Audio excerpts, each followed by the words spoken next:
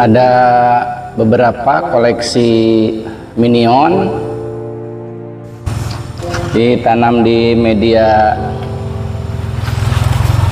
air. Untuk di meja ini bisa pasang di meja menggunakan media air yang akarnya sudah dahsyat banget. Kemudian kombinasi antara media air dan pasir. Di atasnya pasir, di bagian bawahnya ini ada air. Yang ketiga, media air ditoples untuk bisa di meja. Ketiga program Minion ini bisa disimpan di meja karena memang bersih dan ukurannya cukup kecil. Persoalannya bonkla ini harus disayat secara rutin. Nah ini telat nih nyayatnya, jadi udah agak tinggian begitu. Kita akan disayat ini satu persatu. Oke teman-teman, mudah-mudahan bermanfaat. Salam literasi. Sama seperti dengan media tanah, bonsai kelapa media air juga perlu perawatan. Salah satunya di daun ini sering dijadikan tempat semut bertelur. Ya lama-lama kuning, terus daunnya mengering.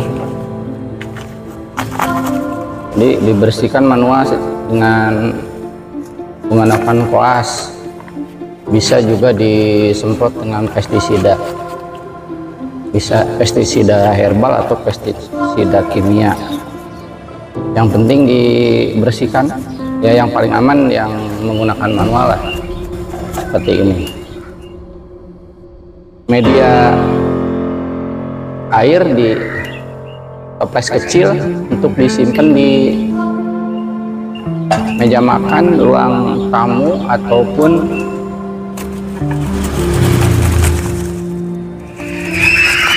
ruang makan, atau di mana aja lah. Yang penting ini sebagai hiasan ibarat bunga. Asli telat sayat, jadi pucuk yang barunya panjang ukurannya karena kuncinya tadi telat waktu nyayat. Menggunakan media air, akarnya sudah cukup bagus, ditanam dengan kelapanya secara utuh,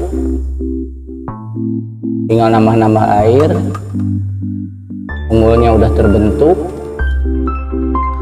tinggal proses penyayatan. Ini telat sayat. Kalau telat ini tumbuhnya jadi tinggi. Saya tidak terlalu tinggi, kita sayat. Persoalannya di sini, selaput ini, selaput tapis yang harus rutin dibersihkan. Ini sudah 3 daun terlewat, akhirnya tumbuh ke atas. Setelah disayat, dilengkungkan ke bawah biar daunnya mekar. Tapi setelah di penyayatan nanti akan kerdil juga, cuman memang prosesnya agak lama. Kalau udah keburu tinggi begini, harusnya sejak awal. Jadi teman-teman yang baru mencoba, kalau ingin langsung kerdil jangan telat nyayat ya. Ini seperti ini nih, kalau telat nyayat keburu tinggi daunnya.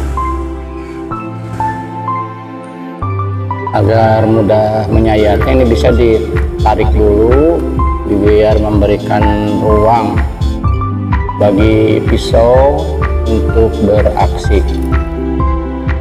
Bila tidak ada pisau sayat seperti ini, menggunakan cutter sama saja. Yang penting waktu nyayat itu jangan terlalu dalam, karena akan melukai pucuk yang masih muda. Nah, kalau bisa sih manual, ditarik begini nih, tanpa menggunakan pisau. Cuma memang nanti dirapikan ujungnya. Biasanya kalau nggak menggunakan pisau kurang rapi. Kalau kata orang Sunda mah nyiri video gitu. Nah, nyiri video ini nih seperti ini, nggak rapiin sama pisau. Pelepah yang sudah daunnya kuning begini ini bisa dipotong. Potong dengan posisi pisau agak nyerong biar tidak menggenang air, karena kegenangan air di pelepah ini bisa menimbulkan proses pembusukan. Potongnya nyerong begini, jadi air yang sudah kuning ini dibuang aja. Sudah rapi, disayatnya tampak warnanya putih, ini karena selaputnya udah dibuang. Tetapi kalau enggak diikat ke pelepah yang sudah berwarna hijau, itu rawan patah. Nah, kalau mau dipotong, potong sekalian, biarkan nutrisinya nanti terkonsentrasi kepada pucuk yang baru. Ini udah terlalu tinggi, bisa dipotong. Tapi kalau kita ragu memotongnya, lebih baik jangan, karena nanti kalau terjadi pembusukan ya bisa memicu pembusukan selanjutnya, ya bisa mati ujung-ujungnya gitu. Udah selesai, tinggal ngikat ini, ngikat pucuk yang kedua supaya tidak tersenggol terus patah. Nanti kalau mau ini tumbuh kembang terus dan nutrisinya sudah habis, bisa pindah ke media pasir, kemudian terakhir pindah ke media tanah. Ya, prosesnya seperti itu. Jadi sebelum ke media tanah, dari air itu sebaiknya ke media pasir dulu sebagai proses penyesuaian akar begitu. Terima kasih.